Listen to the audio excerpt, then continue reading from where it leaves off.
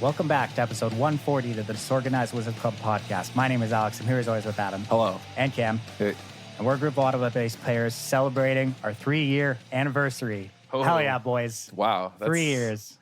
Yeah, it's a long time. Dude, it is a long time. I've You have been here never- as long.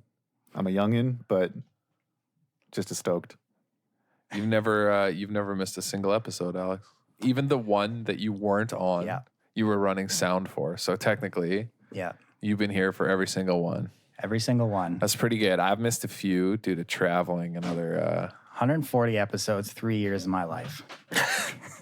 Yeah, in that It's been time, fun. I finished a PhD, and that's about it. Yeah. Played a bunch of Magic. Think about how we've grown.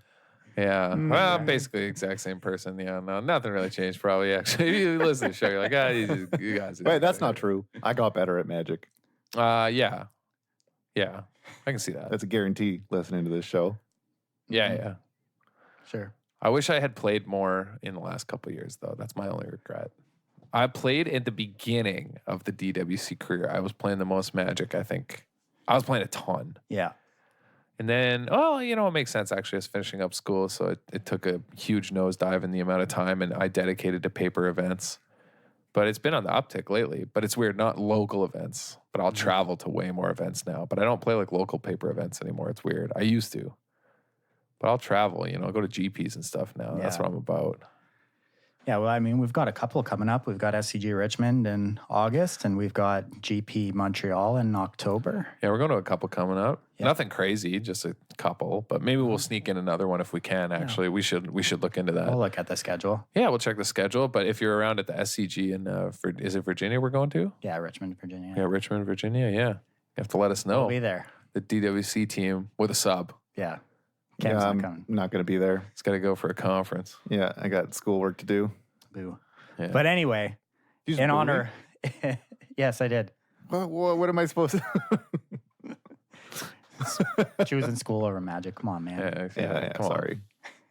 But anyway, in honor of our 3-year anniversary, we're going to announce this 3-year giveaway. We're going to be picking 3 winners, and we're giving away a Japanese alternate art Teferi 3, a foil Vendilion Quick, and a foil playset of Brainstorms. All these things have 3s in them, Yeah. It just makes sense. It's thematic. You can draw 3 cards with your Brainstorm. Got 3 Teferi 3 rule and standard right now, and got a Vendilion Quick. 3 wizards. 3 wizards on the art with, and it's a wizard type. So we And it thought costs was- 3. Yeah.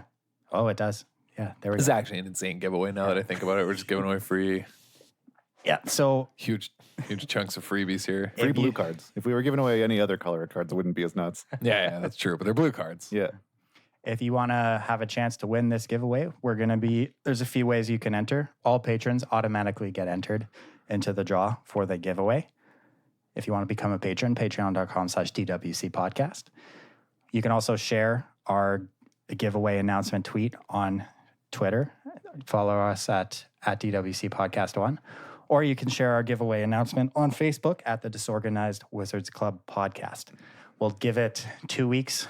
Yeah, 2 weeks, and then we'll draw the winners. We'll draw all 3 winners probably on the show 2 weeks from now. Yeah. And yeah, we're excited. 3 years. Yeah, it's a huge milestone, actually. Like, kind of crazy to think that this podcast has been a sort of 3-year journey of, trying to get better at Magic, talking about Magic, seeing what's going on in Magic. It's got it all, I feel like we cover a lot, from just metagame to thoughts on things to stories about tournaments we did. Yeah, I don't know. Anything to help you and ourselves get better Just, at Magic. doing There the we go. intro. But yeah, we Nailed felt it. after 3 years, for all the support we've gotten from the very beginning, we'd give away this stuff in honor. Yeah, give away these prizes for all the people who supported us for Yeah. 3 years, which is a long time. We've ran into a few people at events that have said, hey, I've been following you guys since the very beginning. I really appreciate all the work you've done. We still get messages from people that have been listening for years. It's amazing to see. I think we just got one last week. We were a little slow responding, but we had some last week we were just busy that we didn't respond to. But yeah, one of our listeners sent us a story recently, and he's one of the people who won a PPTQ after listening to us to tell him to play mono blue, before it was cool. Just like I told everybody to play Bant Scapeshift Yeah, before a it was few cool, people by the won way. some But stuff by taking your advice recently. Yeah, more than a few. More than a few people took my advice on that one, let me tell you. Yeah, but a few people won. Yeah.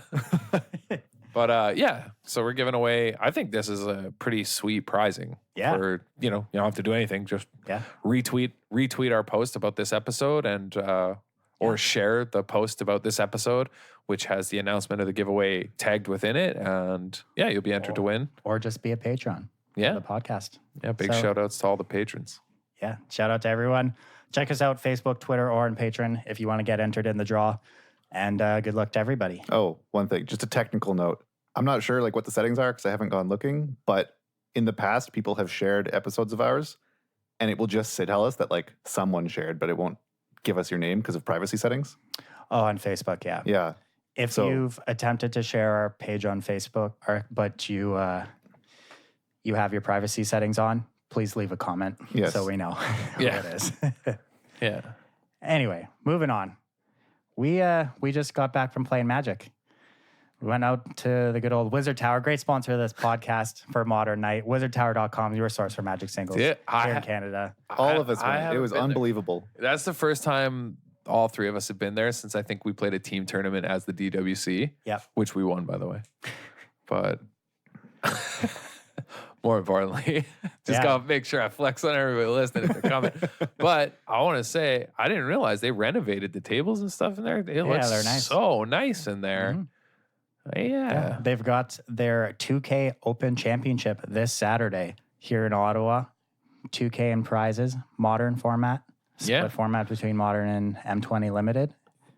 Check it out if you're in the Ottawa area. If you're close by, it's a great tournament. I love playing in them. The They're a opens lot are of always fun. wild. I'm in Montreal, unfortunately, this weekend. Otherwise, I would always play in the opens. Yeah, they're really fun tournaments. They're competitive. They're great. But anyway, yeah, we all just got back from playing modern. Yeah, I wanted to get a quick refresher course, Cam and I shuffled up decks, though.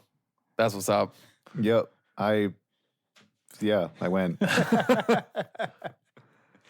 Yeah, Adam, you played my Tron deck. I played Blue Red Phoenix, and then Cam played Devoted Druid. Yeah, I made some very crucial errors Same, man. Same. Dude. in my mulligan decisions with Tron. I've never played Tron before, and I did not realize. And I know, so that I'm supposed to mull quite aggressively towards having turn 3 Tron, and that's really all you're looking for, yada, yada, yada. And it just didn't in a couple games for some reason and just got squashed. And I was like, what am I doing? I know, you know what I mean? Because the gameplay itself isn't the difficult part of playing Tron. It's, you got to sequence correctly and all that. But yeah, your mulligan decision is the most important thing you do in that deck. And I know this. We've talked about it at length on the podcast. And I went 3-1. I lost one match, you know what I mean, out of 4 or whatever. But the one I lost, I definitely could have won if I had played and mulled better. I definitely could have 4-0'd. I just played quite badly. Yeah. Or by played badly, I mean, I lost as soon as I chose not to mull one of the hands I kept, and I just lost on the spot. But otherwise, I kind of just stomped. Is that deck supposed to have a good Blue-Red Phoenix matchup? Because It does, yeah. because it felt pretty good. Yeah, you have a pretty good Phoenix matchup, I'd say. It could go either way. You're not incredibly favored. No, but I didn't feel favored. Yeah, I think you're a Or- little ahead in the Sorry, matchup. I felt favored, but only slightly is what I Yeah. should say. Sorry. hmm Because it felt like they can't compete with the power level is all it is. And they're not Yeah. quite fast enough to smash you. You can get nut drawn, sure. Yeah, plus the Phoenix decks recently don't have as much sideboard cards to fight Tron as they did before. Yeah, I only got Ceremonious Rejection once tonight, Yeah. and it was by Infect, which I won, by the way, which you said was crazy. Yeah, I have no idea how you won that matchup. Yeah. To be fair, Classic old Lucky Benny. yeah, dude, to be fair, yeah. To be fair, yeah.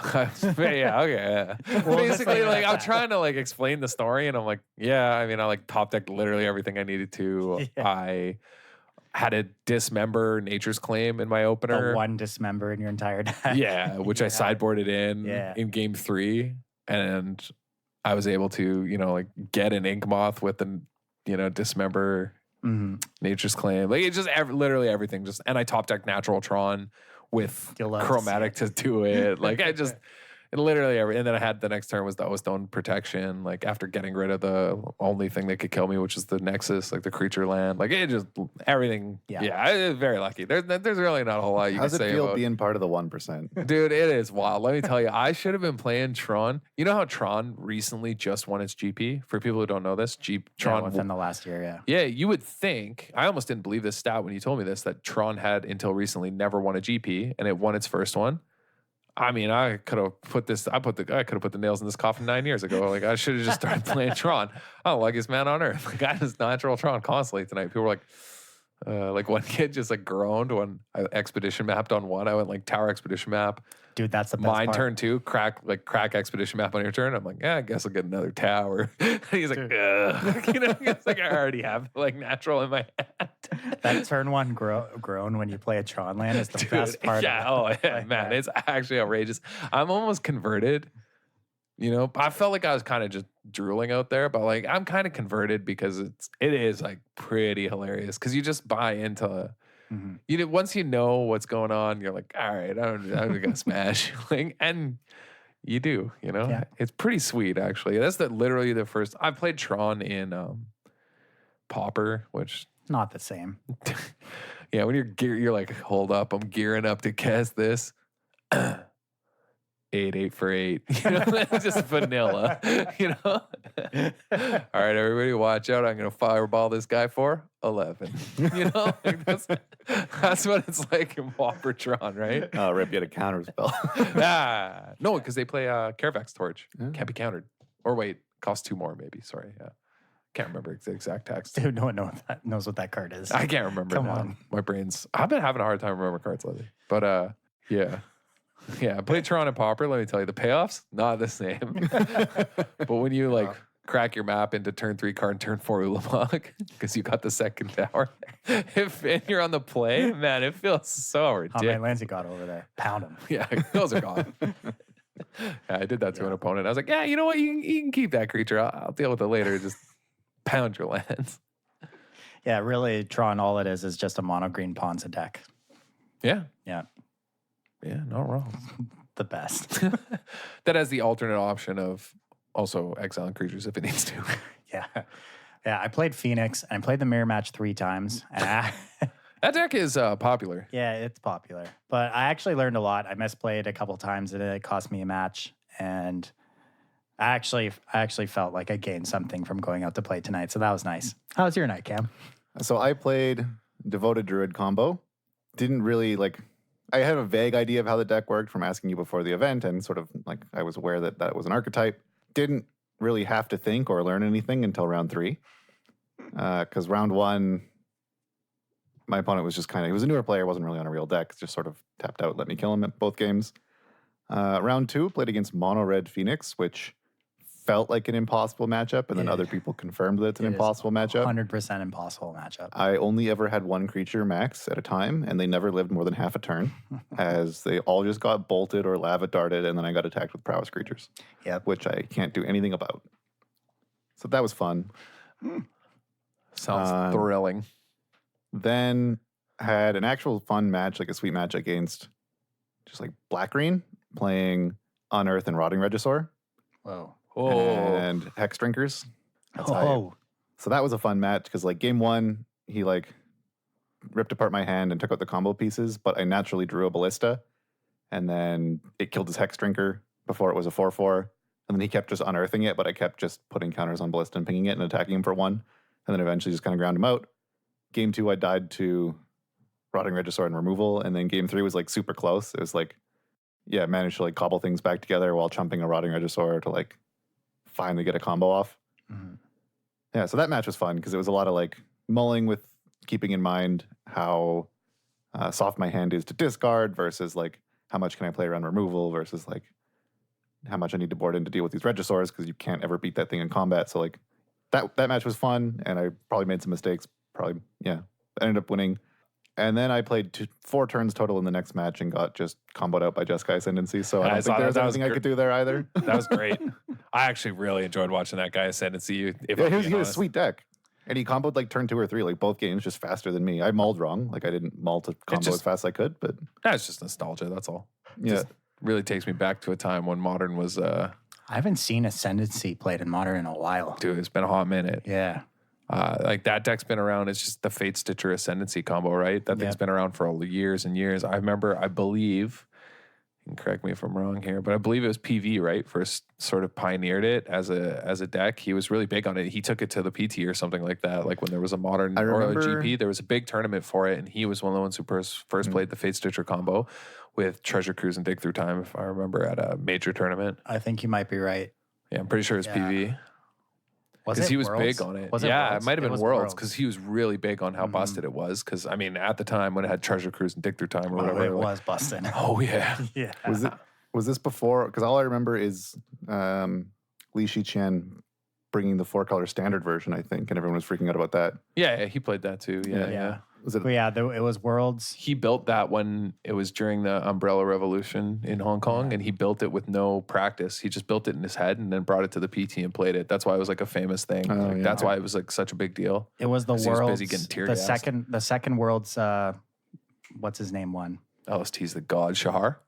The second Worlds that Shahar won was the tournament because Dig Through Time and Treasure Cruise are legal, and Blue Red Delver was super popular at that tournament as well with both those cards. Yeah, I remember those days. Mm-hmm. Yikes. Yeah, Ascendancy. That deck was sweet. Just casting these Ancestral Recalls. Whew. But like, how does he refill? Like if he gets disrupted at all, you just die, right? Yeah, I mean, I didn't have any cards that could disrupt him, so I don't know. Because you're just both playing linear. Yeah, I just frail. Had a decks. handful of creatures and I couldn't combo, and then he couldn't. That was both games. Just thrilling.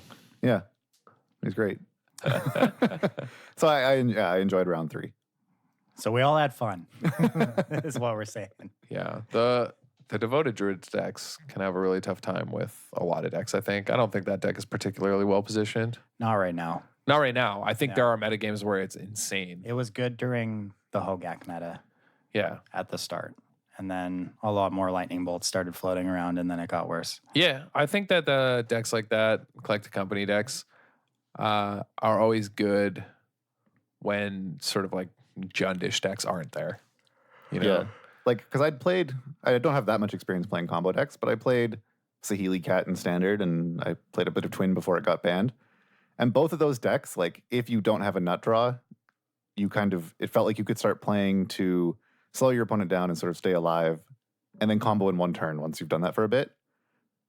And so that was kind of my mindset in certain turns. Like, I wouldn't have a fast start, or I wouldn't have the nut draw tonight. And so I'd want to, like, start slowing down. But then I realized that no matter, like, I can't combo in one turn, whatever I do. I need to play Devoted Druid and untap with it because it's summoning sick otherwise. So, like, you're always kind of exposing yourself. Yeah. You're just a lot more exposed than normal, and people are trying to.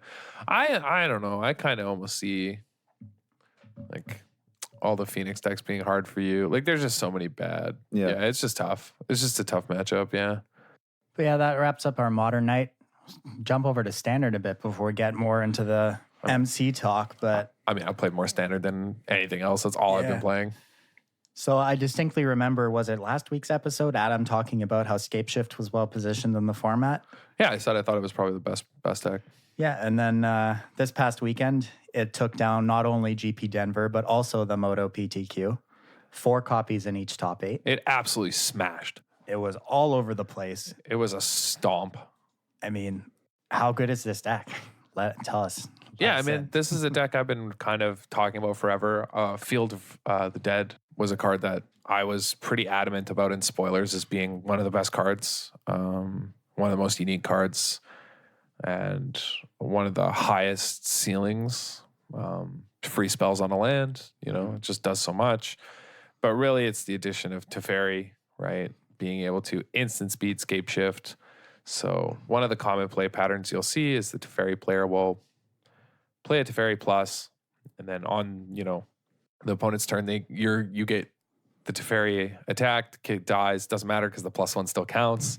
They end step Scapeshift, untap with 28 2/2s and kill you in one shot.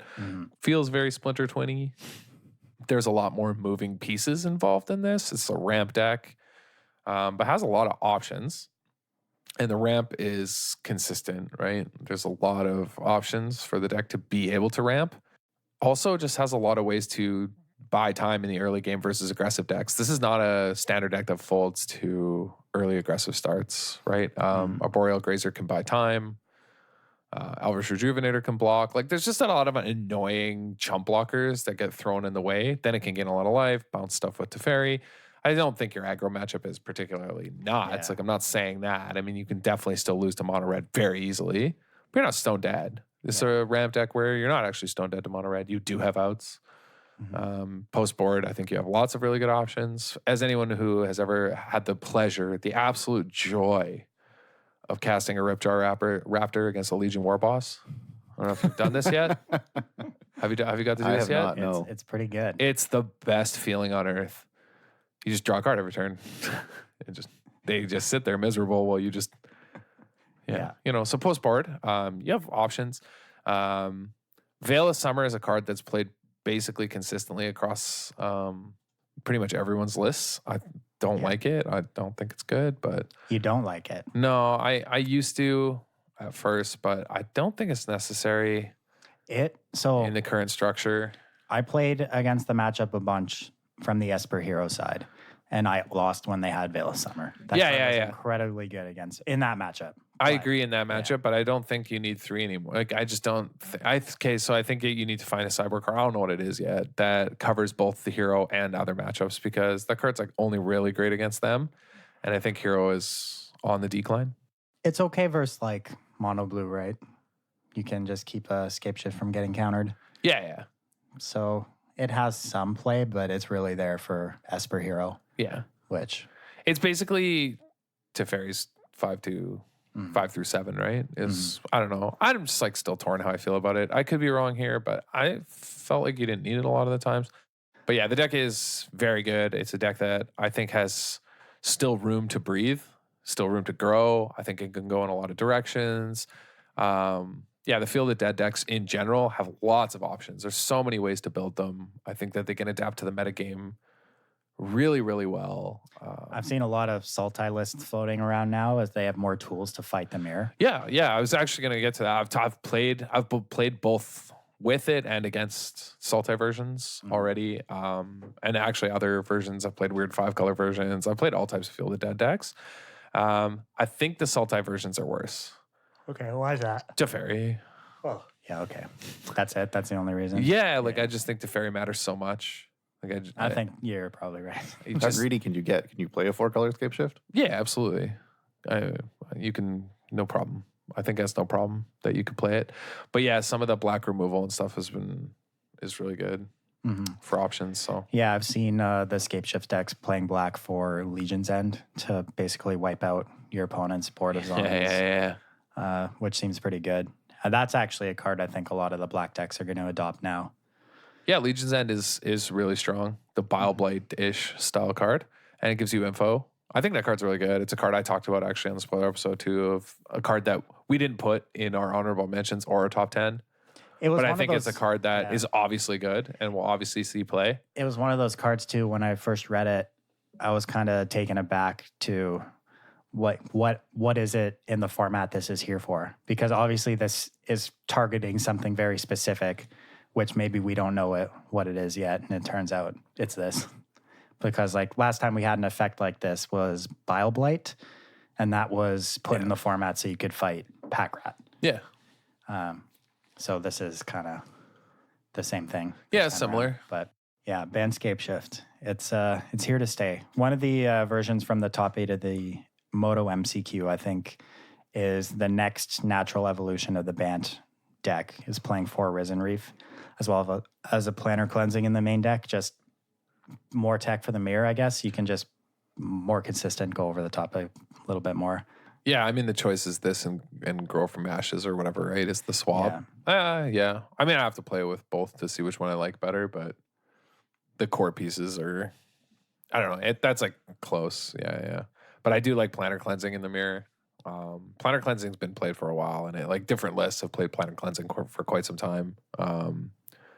Just because you get stuck in really weird situations, and it actually comes out in a lot of matchups. It comes in the mirror, but it also comes in against any of the mid-range control decks. You know what decks we haven't seen in a long time? What? That it's good against? All the Super Friends decks are just like gone, hey? Yeah, they are. We haven't seen Jeskai or Dreadhorde at all. Oh. What happened? Oh, just falling out of favor. I feel like they come back. You think so? I feel like Command the Dreadhorde is a card that's not going anywhere. Yeah. As long as the Explore package exists, you know what I mean? It still will come out of nowhere on people. But yeah, I mean, a lot of those decks just get flustered by Teferi 3, you know? You want to play your Wild Growth Walkers and they get bounced by Teferi 3. You know, it just feels bad. Yeah. So if you're playing Standard now and you don't want to jump on the Scapeshift train, what are you doing to try and fight this deck? What are its weaknesses? How do we fight it? Your own Teferis. I actually hate this card. Holy smokes. It's so good. It's actually so offensively good. Mm-hmm. Just determines everything that's going on in the format right now. Yeah. Would you have believed when the card was first spoiled if I told you, oh yeah, this card's actually going to be way more dominant than Teferi 5 is by the end of its standard, and they're in the same standard together? When it was spoiled, no, I probably wouldn't have. No way. I would never have believed you. Mhm. When it was spoiled, not a chance. It took within a week, I knew. Yeah. Within a week of As playing soon as against you see and with how it, its static lines up. yeah. Then you're like, oh wait, Yeah. this is I think most people were on the approached it the same way. They didn't really see how Like, good it was going to be. I think everyone thought it was gonna be good. But Like I not- definitely thought it was gonna be good, but not oppressive. but not to- just actually insane. But there was Just there's like format warping beyond belief. there was definitely a moment where it clicked, like how obnoxious it was. And I think, because Adam, you were trying it in some list. This was when you were playing Simic Nexus. And then I built Bant Nexus, and then you tried Bant Nexus, and I was like watching you play a game. And I said, like, oh, just cast this. And you're like, well, what if they counter it? I'm like, it doesn't matter. They can't do anything. They have a Teferi. And you're like, holy fuck. And then you just, because everyone was still, you were still used to like Yeah. sequencing and like, what if they do that? No, that just doesn't matter. You don't think about that anymore. Yeah. I think the same thing happened with Narset. There's just so many people scurrying themselves on Arena without realizing it between that card and Teferi. thinking Oh, they even could Tameo. have some counterplay, and then all of them, all three of them. Yeah. They'll get you. Yeah, so aggressive decks, though, are still good against the Bant Scapeshift decks. Mhm. You know, red is still fine. Red is never dead, you know? You know, we haven't seen Mono White. I was going to say, I don't think At Mono all. White's actually particularly good here, though. No. No, because you don't have the burn to finish them. You don't have the same reach. Okay, so I get it in some ways because the creatures are sort of more impactful. They hit harder. But the problem is it has no reach. You're just going to play more creatures. And by that time, it's too late because they just have blockers. They'll just block with a 2/2 at that point. If they get to a point where Field of the Dead is making 2/2s, Mono White can't push. Mhm. Mono Red just needs to keep top decking burn. They have a way to win, right? Like you can win when the game continues, or you Experimental Frenzy and just go nuts on them and kill them. Mono White has no answer like that. Mono White, I think, and maybe some Mono White aficionado will tell me I'm wrong for this, but I've always felt that Mono White was the most meta-dependent aggro deck. There are so many metas where it's just so unplayable and so bad, and there are others where it just lines up perfectly, right? I mean, I think there was a time where it lined up actually quite well against a lot of the Super Friends decks and various other decks in the format. When Mono Red was really popular, it lined up really well against a lot of that. Mhm. But I don't think, against a deck like Bant Scapeshift, it's good. Whereas Mono Red is. Maybe I want to say Mono Blue would be good at fighting this deck, but it really just depends if they have a Teferi that they can slip through counter magic or not. Yeah, I mean, if you keep Teferi off the board, it's fine. Yeah. Because otherwise, Mono Blue should smash. Mm-hmm. Mono Blue will probably smash this. Even just aggressively slanted decks, I think, really can just sort of smash it. If they don't have the Wrath, you can just sort of keep attacking. And 2/2s aren't that big. It's not until they actually go nuts on you that it's bad. Yeah. So kind of wild that Escape Shift deck is, so good. This is funny because I remember, do you remember when I was playing a lot with, what's that card? Multani? Yep. And I was saying that eventually there's going to be a lands deck in Standard. I don't know what it looks like. And I was ranting about it for a long time. Mm-hmm. And I just couldn't figure out what it would look like, that all these lands matter. Me and Pete would always talk about them and talk about all the lands matters cards and could never figure out what it was. What are those two the two sagas from Dominaria? The Mending of Dominaria? Is that good in Scapeshift? Probably not. No. What about Fall of Thran? Is that good against Scapeshift? Yes. It's insane. Actually busted. We figured it out. Wait. They can never beat that card. Mending returns a creature or a land to your hand or to your hand. No. This is the one that like mills. Yeah, the green one. Yeah. The mending of the rare green one, the 5-mana green one. Yeah, like mills, and then you bring back a creature. Yeah. And mills like does that twice, and then it brings back all lands or something. And then it returns all lands. Oh, that's pretty good. Wait, that's actually insane. Yeah, return a creature card from your graveyard to your hand. Return all lands from your graveyard to the battlefield, then shuffle your graveyard into your library. They're not tapped either. That's wild. Wait, this is just like your 5th Scapeshift after you've Scapeshift if they keep wrathing you. Yeah. Oh, yeah. And you can use it to get back Hydroid Crises. Hydroid Crazy. What's the deal with this here? I don't know. Yeah, I don't know. Crasises. You're the English professor. Crasi. You Well, I tell don't us. know is it Latin or what's the origin here? Greek? No. Probably Crasis? Greek, I think it's right? Greek. Just because it sounds like Kratos. It's like buses and octopi. Octopus, bus. Should they not have the same? Should it not be octopuses? I don't think octopi? bus is an ancient Greek word, but maybe. No, but I'm saying it's the way, Yeah. if it ended, it's a Latin history, it ends with like I. If it's Someone Greek, told me at it's one point that the plural of octopus is octopodes Octopodes. What? because it's. That's no, I've never heard that word before in my entire life. I can't remember the rules now because I don't know. I just can't remember at this moment. But yeah, there are like rules with why it's not bus I.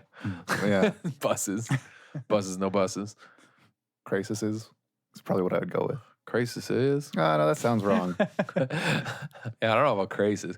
I think crassi. Maybe it's already plural. I have multiple Yeah. crises. Oh, it's a goose or geese. Yeah. Yeah. Crisis. So then, like, how does this work? What's the equivalent here from geese to goose from crisis? Well, no, to because goose and geese is different. You're thinking of moose. crucis?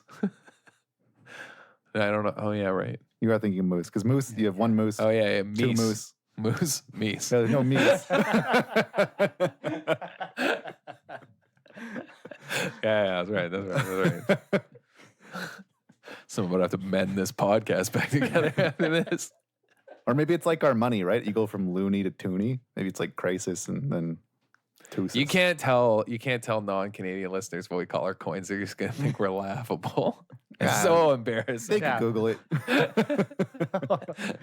All of our listeners overseas. Wait. Do Wait, they wait, seriously hold have on. funny money Monopoly bucks? Yeah. Yes, It's they even do. color coded. You can go look it up. Yeah. It's yellow and white.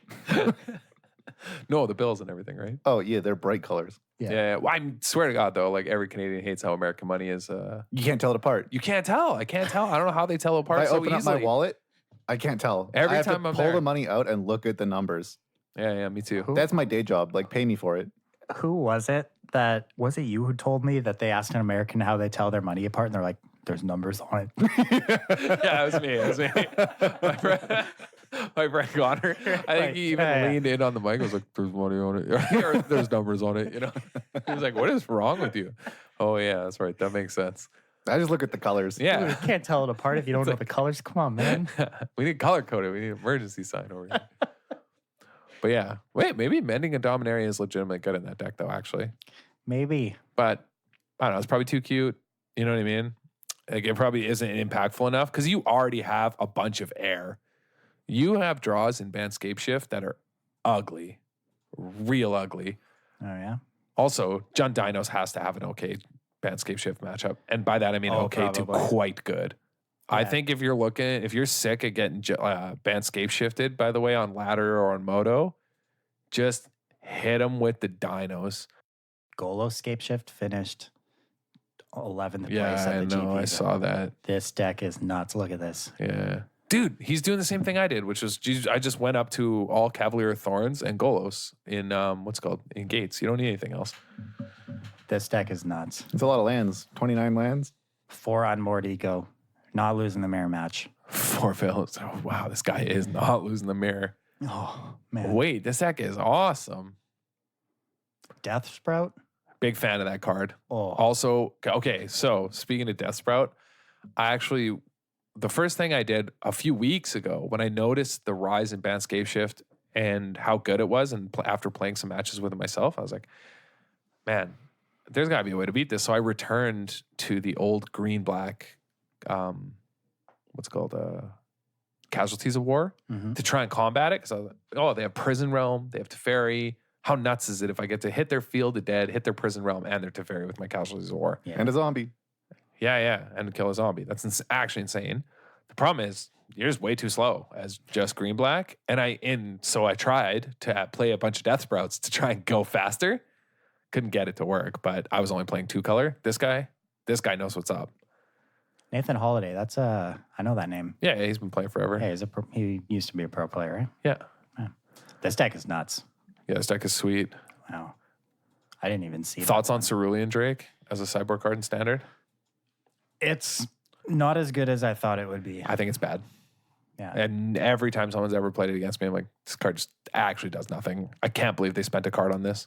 Yeah, I thought it would be a lot better the first time I read it, but it's not as great. It'd probably be better if Mono Red didn't have as insane of card advantage engines as it does.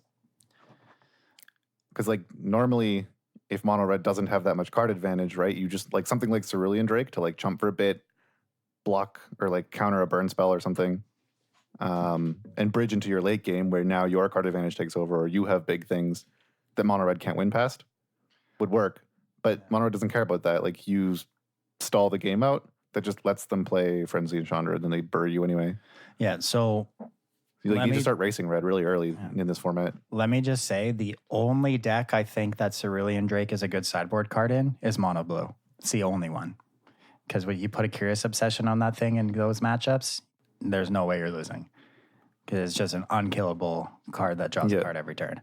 Outside of that, I haven't really been impressed with it. That makes sense. But in Mono Blue, oh man, I lost to that card real bad. I was like, this is nuts. Yeah, I'll do it. But Mono Blue is like already a deck that gives some pride to embarrassing 1/1s. Yeah, it really does. But yeah, anyway, Death Sprout is, I don't know. I think it's probably really good in this deck. Mm-hmm. But the fact that it's an instant is okay. Also, Simic Nexus, second place. Woof. Mm-hmm. There is a Jeskai Super Friends in this top 8. Yeah, but I just mean from sort of how it was before. It used to be just dominant, like everywhere. Dude, look, Jaya's Immolating Inferno. Yeah, I've seen a few people play this here and there. Oh. This was I actually think this it's card really was good. in like the first versions of the deck we ever saw. Yeah, And then they moved away from it. But it's back. Wow. Chandra, Karn. Jaya's Immolating Inferno, actually, like if you are able to cast it early, like even for 1 or 2, if it's like kill a Teferi, kill a Risen Reef, kill something else, like that's probably enough of a swing to like get you ahead against Scapeshift. Yeah, that card is actually really good if you can cast it. Right, like there's a lot of things with 1 toughness. Like doing this for 3, just ping 3 things, like not bad. Yeah. That's really interesting. I wonder how good it was. Yeah. I mean, Standard's awesome right now. Yeah. Big fan. I'm not too worried about the fact that there's this like surge of Bant Scapeshift decks because the set M20 is still new enough. We saw similar patterns in last Standard. There was a surge of Bant Flash, and there was a surge of Super Friends, and there was a surge of Green Red, and then it settled out. So I think we're still in the surge phase. I mean, yeah, it's fine. You just John Dino them. Yeah. Or Feather them. Yeah. I mean, Feather has to have a really good matchup versus them too. Yeah, you're really fast. Get them dead pretty quickly. Yeah, like there's lots of options. People probably just weren't playing those because people are still sort of living in the past for a lot of what they're picking. I find. I think that M20 really changed things. Like it changed things so much. It's actually awesome to see all these tribal decks doing well and all these different sort of like theme build around decks doing well. I think it's something that's only really possible in late big set Standard, but it's awesome to see. Yeah, it is cool to see the cards that from Ixalan that have just been stone unplayable for their entirety in Standard finally getting a few months to see some light season play. Yeah, it's also nice because the end just before M20 Standard was like pretty miserable, I think. Just Command the Dread Horde, Super Friends decks where they just snowball advantages and have these huge haymakers that, there's nothing you can do. Yeah. Whereas the Scapeshift Teferi deck, that combo, the 2 of those cards together, is very obnoxious. The deck is still exploitable. Mm-hmm. So, well, we've got a few more months of Standard Flux before we get our new set in rotation back to. We lose how many sets? Ixalan, Dominaria, core set. Yeah. Yeah, so it's going to be a pretty big change. Yeah. Speaking of changes, even Modern done shooking up. Yeah. Well, let's jump into some more Modern talk. We've got Mythic Championship IV this weekend, Barcelona. You guys excited? Yeah. I'm out of town. I'm out of town this weekend for it, so Yeah, I won't be able to watch it unfortunately live. not. Yeah, and we won't have internet. We're moving, and Cam's moving. Yeah. I won't be home because I moved most of my stuff today and tomorrow. Like And then I'm Friday, out the of Well, town. you people. just got to stay up all night because it's in a different time zone, man. No, but you don't understand. Friday, the people are coming to set up our wireless or like our internet modem in our new place. Okay. But we're not moving till Sunday. So the rest of Friday and Saturday, we'll have no internet. So I can't watch it. I'll just be packing Saturday. Then Sunday, we'll be moving all day. So I won't be able to watch it. And then Monday, I don't know. I'll have presumably some desire to be somewhat responsible that I will ignore in order to procrastinate. And I might be able to watch it then. Yeah, it's a tough out here for the coverage work here. So I close all weekend long, so I'll have all day until 4 o'clock to watch each day. So I might actually be able to catch a lot of coverage, which is nice. Yeah, jealous. Yeah. But yeah, there was a shakeup leading into this event. Yeah, good Predictable band. Good solid band. But so now we've got kind of a format in flux. Some of the old good solid decks have risen back to the top. There's a lot of confusion, I would say, as to where to go in Modern right now. Yeah, but there's some safe bets. You know what I mean? There's particularly safe bets. One of which is Blue Red Phoenix, right? As nebulous and confusing as the format might be, one of the safest bets you can pick, I think, in Modern is probably Blue Red Phoenix, where the deck is proactive, aggressive, but also consistent, has excellent sideboard hate. For people who aren't as familiar with Modern, we don't talk about it as much. You're basically looking to flip Thing in the Ice to dominate the board, or Faithful Saluting some Phoenixes. We're back on this. into the graveyard and cast 3 spells and bring them back and smash, similar to the standard original deck. Usually they play a 1 or 2 of Crackling Drake. It changes, but lots of options for how the deck is built. Some new cards as well that are just completely bonkers that don't really require the graveyard as a result of Hogak hate, which graveyard decks are still very good in Modern. So this is something that people have been adapting to. And let me tell you, Aria Flame is a insano card. It is a house, yeah.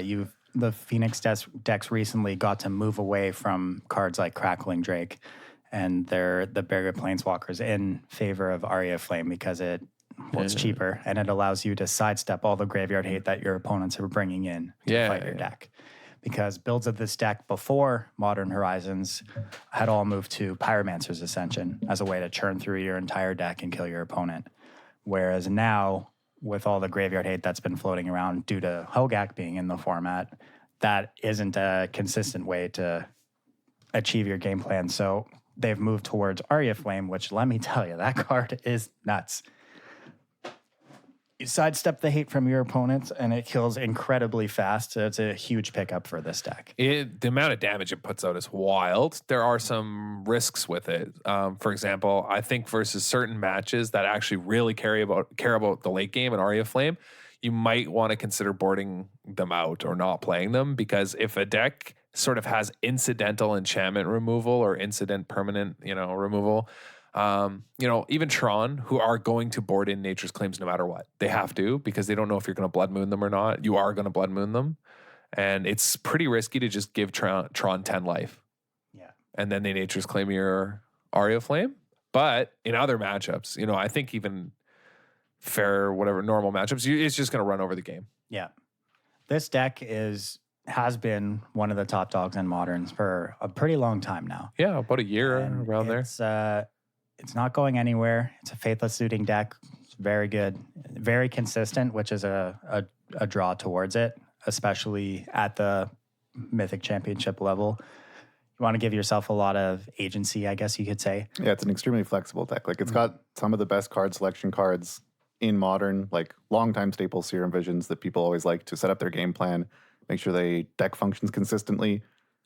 And then it has threats that work well with these, cantrips and the flexible removal spells. So it's just peak blue-red in Modern. Yeah, I mean, it's won Grand Prix over the past year. It won one of the Red Bull Untapped events in the hands of Javier Dominguez. I mean, it's a good deck. There's going to be a lot of it.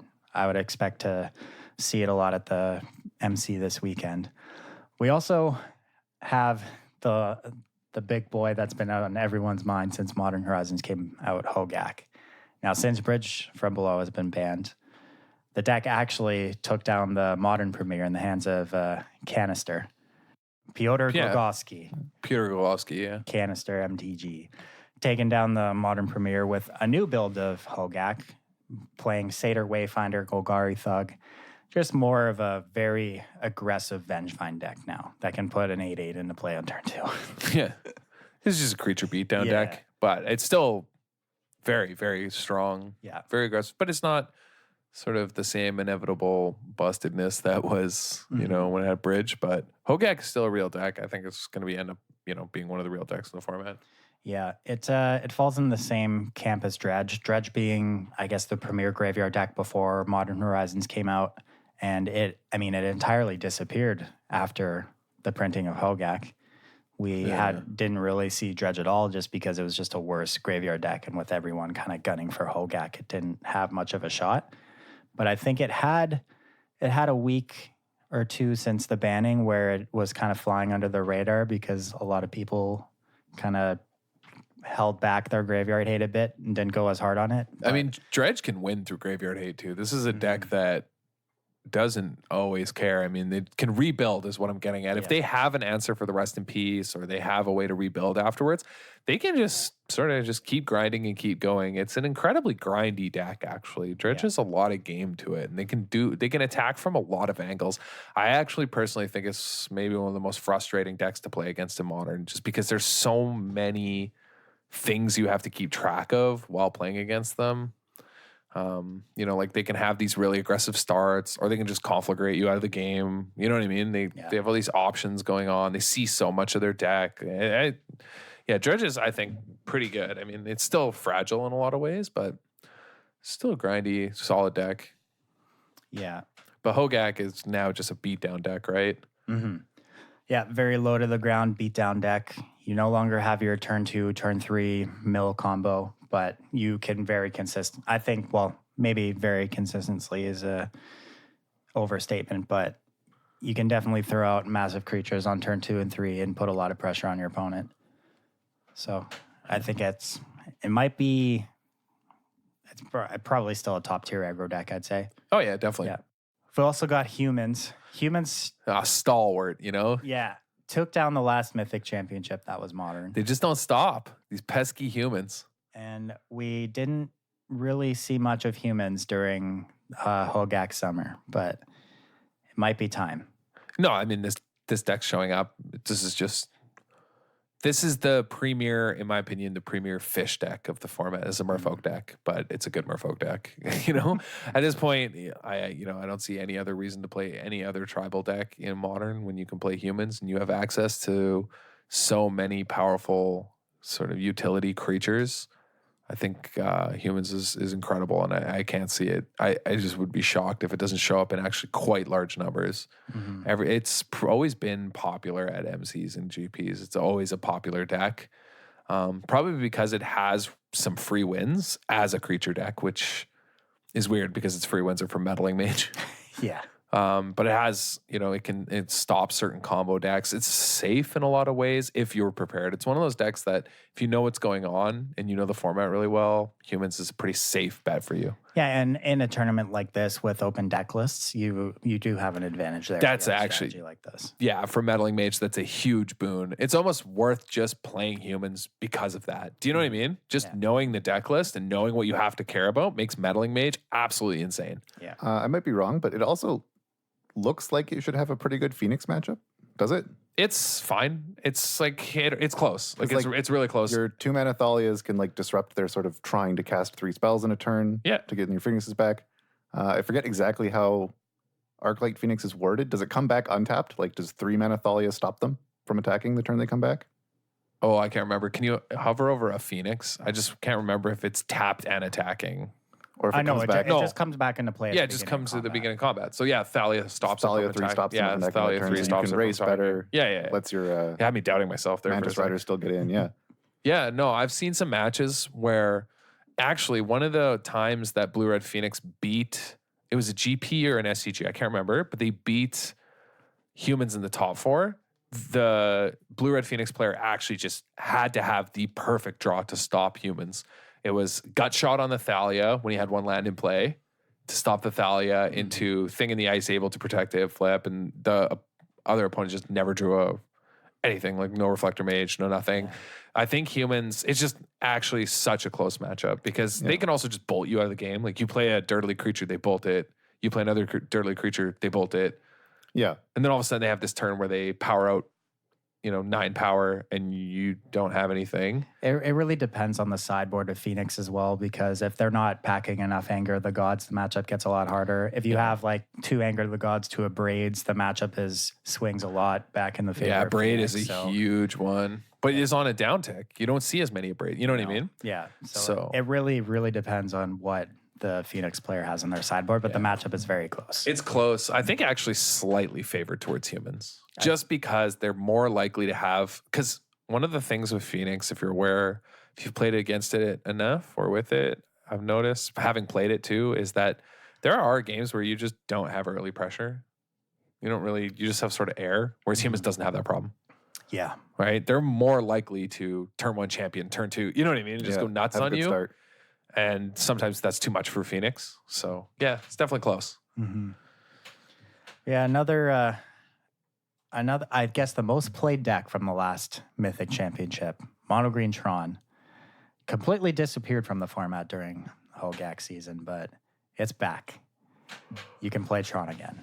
I played it tonight. I was fine. We saw Eldrazi Tron was on the uptick since Modern Horizons came out. We've seen Really? a lot more of that deck. So, given that you're the resident expert on all things Tron here, why do you think that is? Chalice of the Void.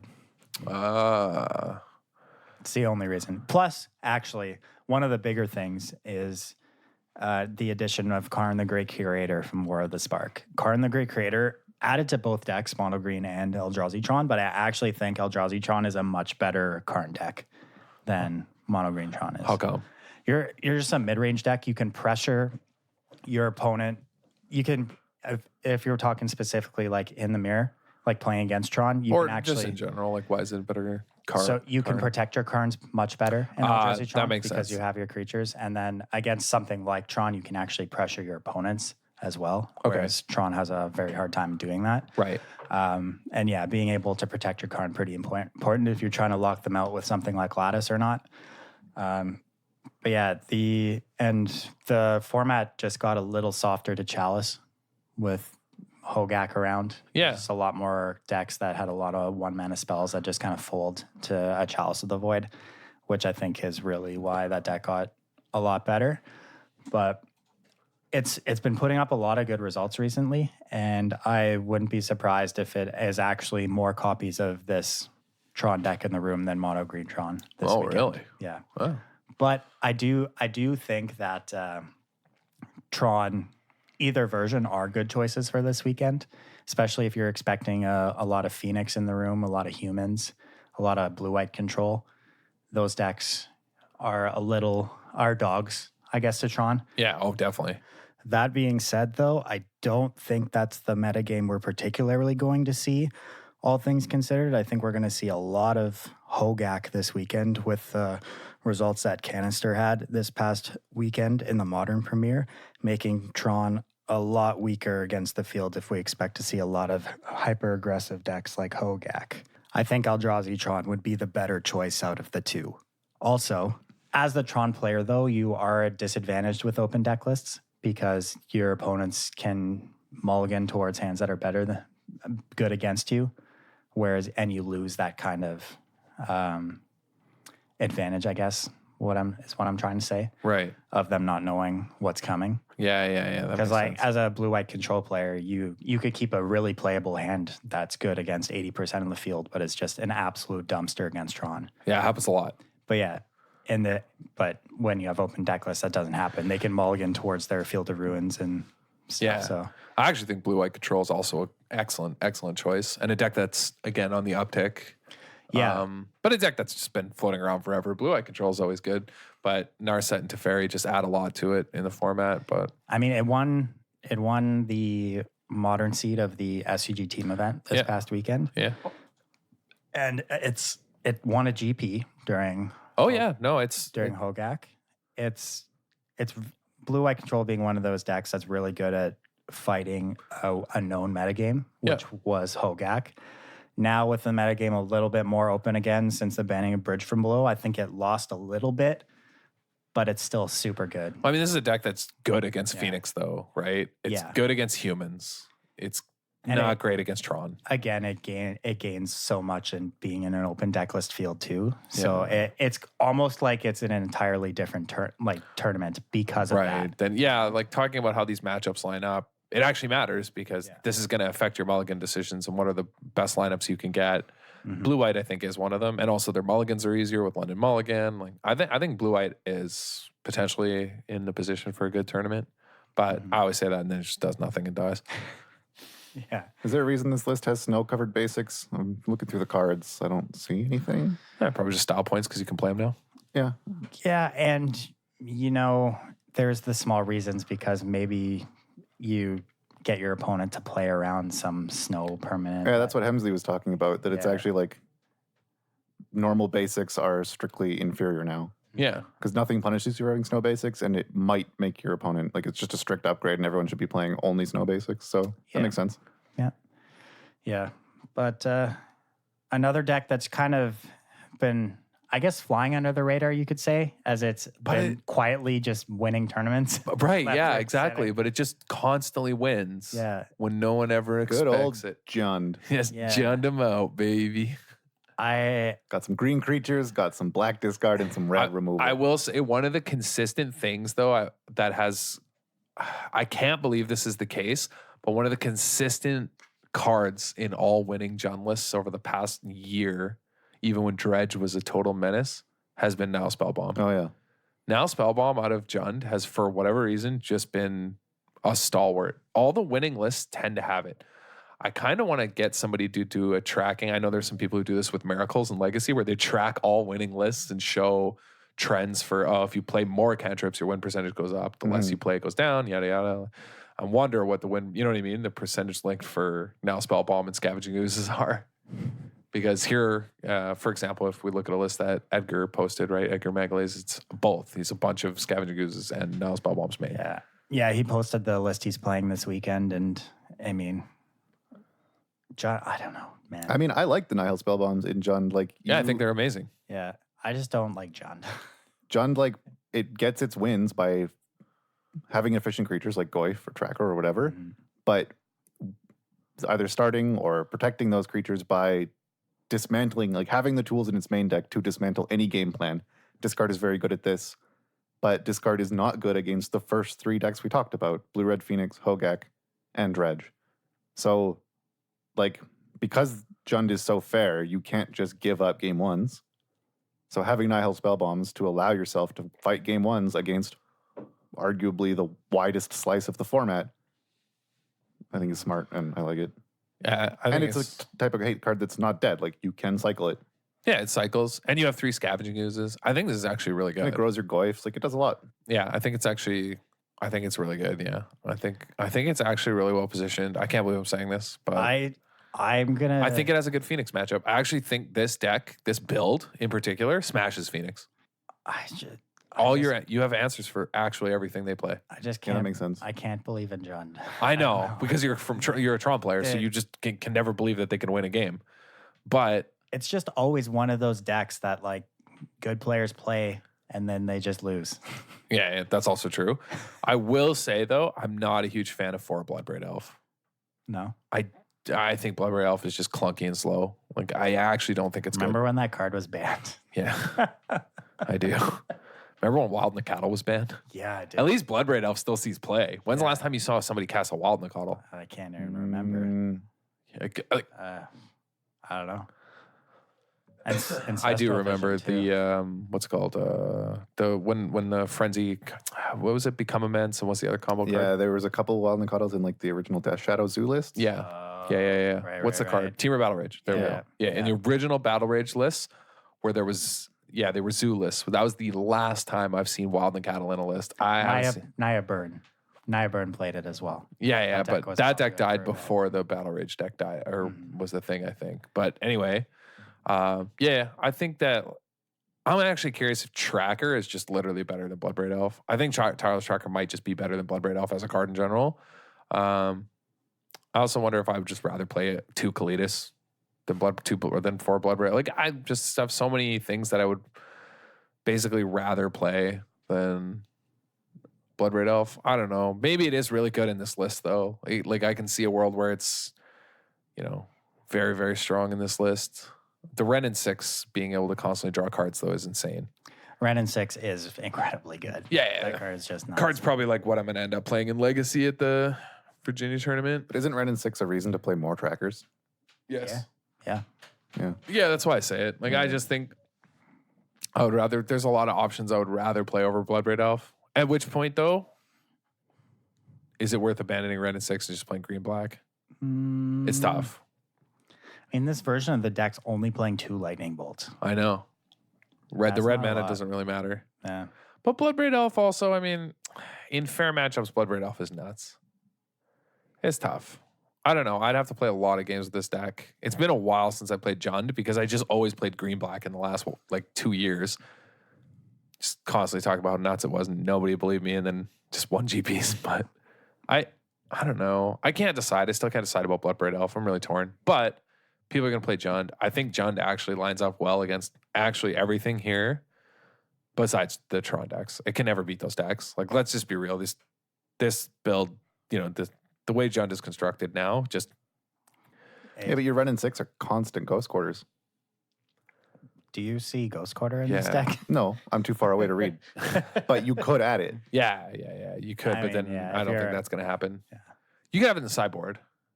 You could. I think that's what you kind of have to bank on. I would play either Field or Ghost Quarter in the sideboard with Ren and 6 to beat Tron, but I think this is one of those things where you're just hoping nobody plays Tron. But this Jund list, they can beat Dredge, they can beat Hogak. Like, these are winnable matchups for a deck constructed in this fashion. So, yeah, I mean, it's possible. It's similar to Blue-White Control. Knowing the Jund player being like, okay, I know what I'm playing against. Do I want to keep this hand? Also helps Jund a ton. Yeah, definitely. So we've also got another, I guess, new deck floating around the Newish. Wurza decks. There's been Grixis, there's been 4-color. This deck has been The Whir of Invention decks. Yeah, it's been popping up kind of all over the place since Urza came out, and the deck's pretty good. Finally we have a good Thopter Foundry Sword of the Meek deck. It's a prison deck. Yeah.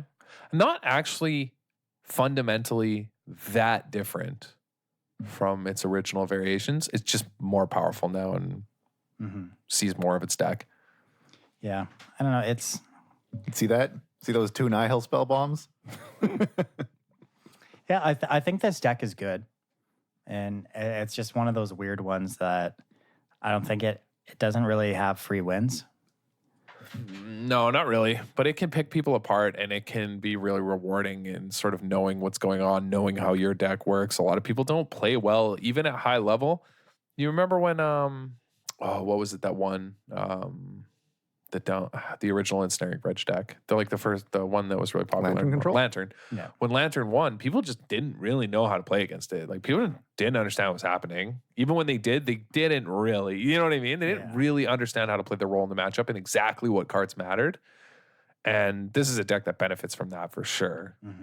I actually kind of rooting for this deck. I'm a big fan of it. Yeah.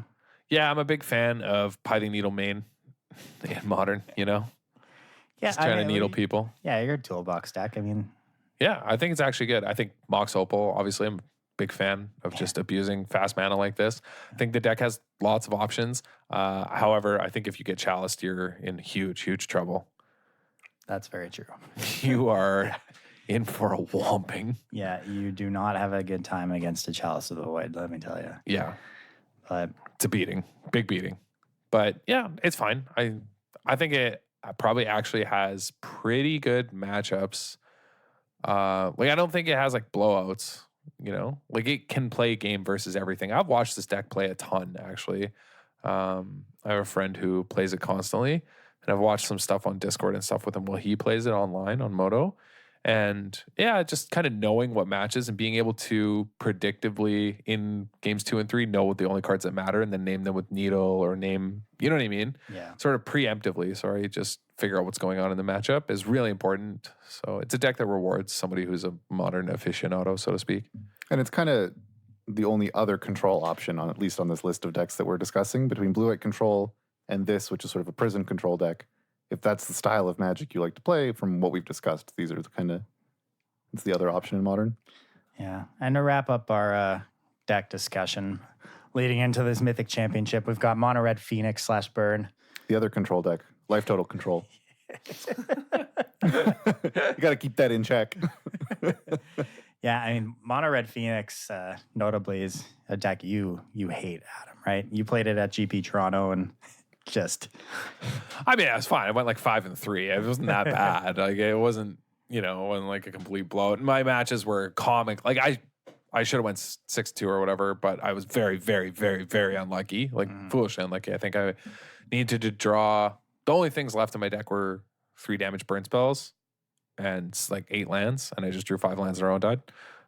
So it was something like ridiculous like that. I was very unlucky, but I just think, okay, so I don't actually hate it because of my results with it or what anything. I dislike it because it feels just like a worse version of blue-red. Because I feel like blue-red can have the same degenerate starts or close, but is more consistent toolbox. You have more sideboard options. You can play a long game versus other decks, whereas this deck can't do that really. Honestly, to me, they're just completely different decks. Like they're not even like they both have Faithless Looting and Arclight Phoenix, but they just both play out completely differently.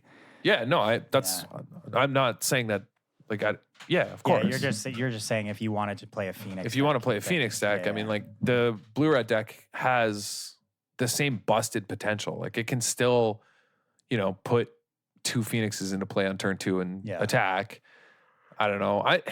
I'm just also not sold on Swift Spear Soulscar Mage in a world where there are more, as you pointed out, there are more lightning bolts now than. So actually, this deck is really good against blue-red Phoenix. It is not a good matchup for blue-red. Yeah, wouldn't know. Got absolutely stomped every time I played against them. It's like full-blown stomped. I lost 0-2 every time I played mono red versus blue-red.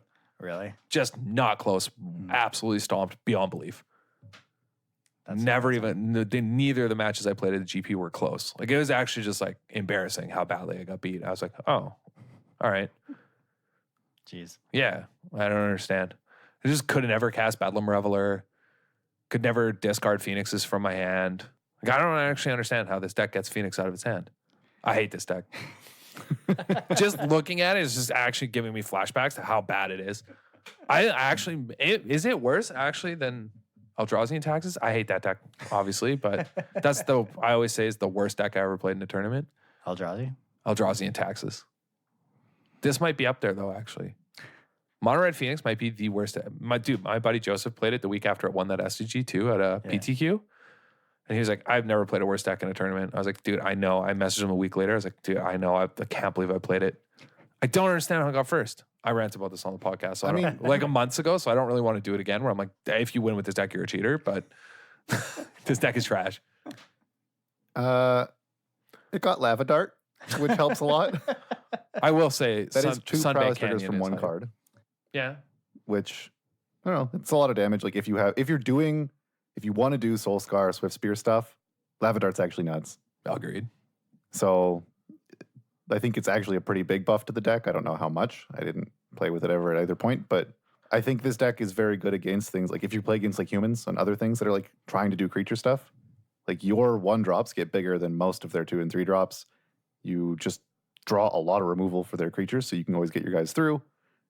And so then, like, the fact that you're overpowering their game plan means that even if your game plan, like your Phoenixes and your Revelers, aren't as consistent, you're still ahead. Imagine you're only playing 4 ways to discard Phoenix, though. and you're not playing Lightning Axe. Yeah. Not even playing Lightning Axe, dude.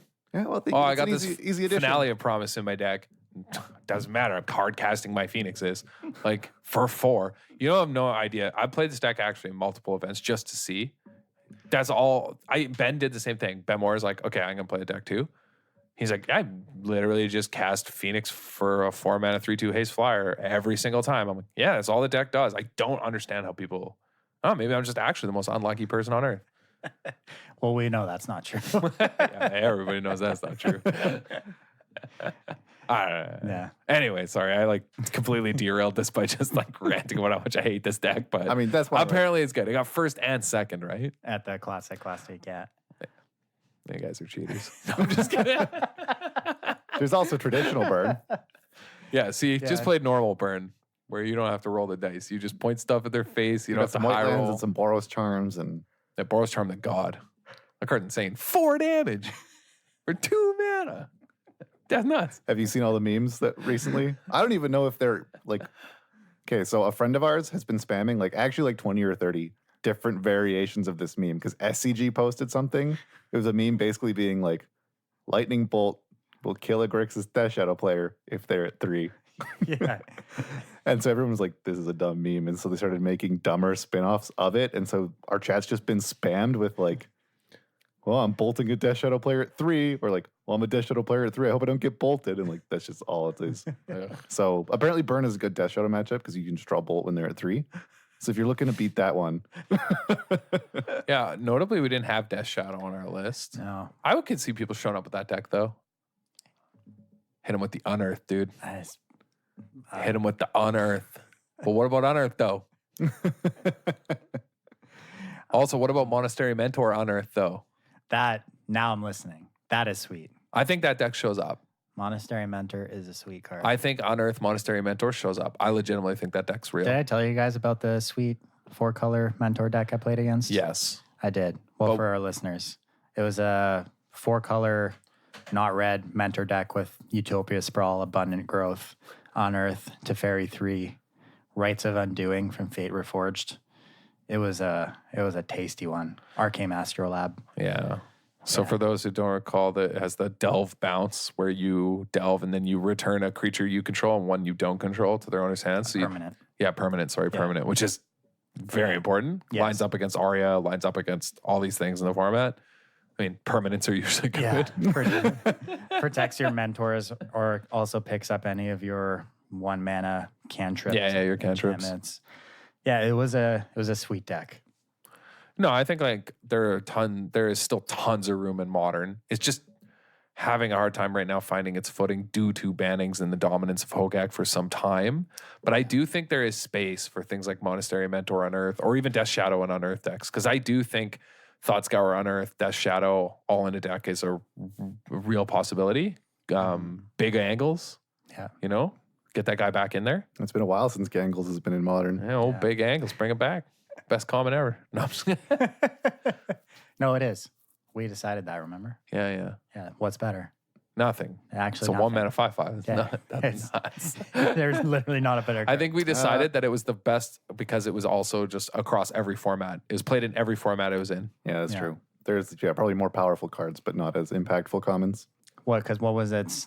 Well, The- Delver, obviously. Delver was the other. Delver other was the one, right? contender. But And because Brainstorm can't count because not modern. Yeah. And standard, you can't have that card. Mhm. yeah, Brainstorm made a comic. Come on. It is, though. I mean, it is, but Cast it in Pauper. Yeah. Let's go. Yeah. But the thing is, this was the argument against it actually when this originally came up, is that it's legal in Pauper and no one plays it. Because Ponder and Preordain are better. The only reason Brainstorm's so good is fetch lands. So it's not actually Brainstorm. Yeah, Big that's true. Angles wins again. Gurmag Angler. The God. Hey, there's a common. I still got some foil big You just made angles. the argument that Evolving Wilds is the best common. I did not make that argument. But yeah, burn. Yeah, I could see someone showing up with Shadow. Shadow's risky, but people love living on the edge, man. I don't know, man. But as far as predictions, you got any? For this weekend, top 8 predictions. 0 copies of John in the top 8. That's your. I'm saying it here right now. I you know what? Zero I would, copies of Jund in the top 8. I would give you good odds on that too. I think that, you know what I mean? I don't think it's going to top 8. I think one does well. My prediction is 1 copy of Cranial Plating Affinity in the top 8. Oh, that's a throwback for you, huh? Yeah, but it always like every once in a while we'll be like, wow, this guy's just playing cranial platings and like they do well. So I think there's 3 Blue Red Phoenix, possibly 4 in the top 8. I think it's the most played deck by just miles. And actually, if I say that though, then I think that 2 humans and a dredge and a blue white make the top 8. That's my prediction. All right. I'm going to say there's going to be some Urza lands in the top 8. Ooh, going spicy. But I'm not going to say from which deck because I don't know. Just Urza lands. Yeah, I think we'll see Blue Red Phoenix have a good weekend. There'll probably be a dredge deck in the top 8. At least Blue White Control most likely as well. And I'll be shocked if there isn't a Hogak deck in the top 8. So I'm going to say at least 1 copy of Hogak. But yeah, my prediction for this weekend, 0 copies of Jund. That deck sucks. You heard it here first. Yeah, maybe. Come on, man. What's your hot take? Top 8 prediction. I gave my top 8 prediction. I don't know. I'm not tuned in enough to this format, I feel, to make any other accurate prediction. Then give us a hot take. Doesn't have to be accurate. I just gave you one. I just said 0 copies of Jund. Yeah, I gave you the 1 copy of Old Robots. 1 copy of Old Robots. Whatever. I'd be very Wait, happy to see that. What do you mean, whatever? I feel so neglected. Dude, Affinity sucks. Yeah, Hey. that's why it's a hot take. It's because it's Hey. well, I don't know if it sucks, but it's definitely not popular. It sucks. But it's sweet. The robots. How's Hardened Scales match up against all these decks? Like, I know it's good against humans. Oh, that is a deck we didn't talk about. Yeah, Hemsley's yeah. going to be pissed. Oh, he's going to be mad. Him and, they're friends of ours who are going to be mad. Yeah, Scale's probably a fine choice. I mean, it has an insane humans matchup. Has a probably, I think, below favorable Blue-Red Phoenix matchup, though. I don't think their Phoenix matchup's great. I don't know. I don't know what it's like. But Hogak doesn't seem like they can really interact. I know that right? Dredge... So who's faster? I know the Dredge matchup's a joke for them. And I think Hogak's good for them, too. Actually, wait. Hardened Scale's just busted. Wait. I don't know. Wait.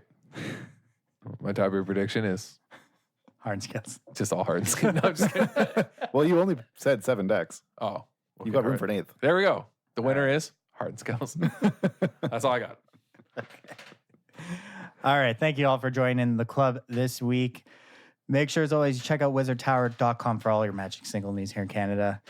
And if you want to enter our 3-year anniversary giveaway, check us out our post on our Facebook page. You can tell it's late at night. Jesus Christ. Yeah, we're all nodding just off. struggling to form a sentence over here. Check out our post on our Facebook page or our Twitter page at DWC Podcast 1, or become a patron of the podcast at patreon.com/DWC Podcast. Shout out to everyone who's been with us to the beginning and all our new... God damn it, man. Shout out to everyone who's been with us since the beginning and everyone we've picked up along the way. You're all the best. Thank you for listening. We'll catch you next week. Yeah, I mean, 12:02 a.m. now. So good morning, everyone. Later.